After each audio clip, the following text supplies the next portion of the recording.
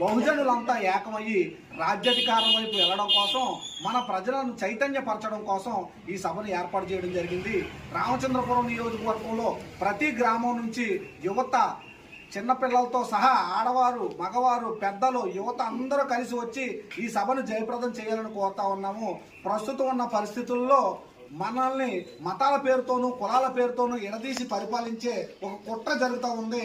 వాటన్నింటినీ తిప్పికొట్టాలంటే మనందరం ఏకమయ్యి ఈ నీల జెండాను ముయ్యాలని, నీలి జెండా ఒక్కటే మన కష్టాలకు మార్గం చూపించగలదని, నీలి జెండా ఒక్కటే మన స్వేచ్ఛ స్వాతంత్రాలతో జీవించడానికి మార్గం చూపించగలదని, ఈ నీలి జెండా ఒక్కటే రాజ్యాధికారం వైపు వెళ్ళడానికి ఉన్న ఏకైక మార్గం అని తెలియజేస్తా ఉన్నాను. కాబట్టి ఏనుగున్న నీలి జెండాను ఎత్తుకుందాము, బహుజన రాజ్యాన్ని సాధిందాము.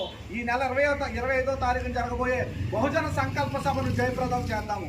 బహుజన సంకల్ప సభను, బహుజన సంకల్ప సభను, 25వ తారీఖున జరగబోయే బహుజన సంకల్ప సభను, 25వ తేదీన జరగబోయే బహుజన సంకల్ప సభను జై భీమ్. వర్ధిల్లాలి బహుజన సమాజ్ పార్టీ, వర్ధిల్లాలి బహుజన సమాజ్ పార్టీ, వర్ధిల్లాలి బహన్జీ మాయావతి గారి నాయకత్వం, వర్ధిల్లాలి రాష్ట్ర అధ్యక్షులు బందెల గౌతమ్ గారి నాయకత్వం. జై భీమ్.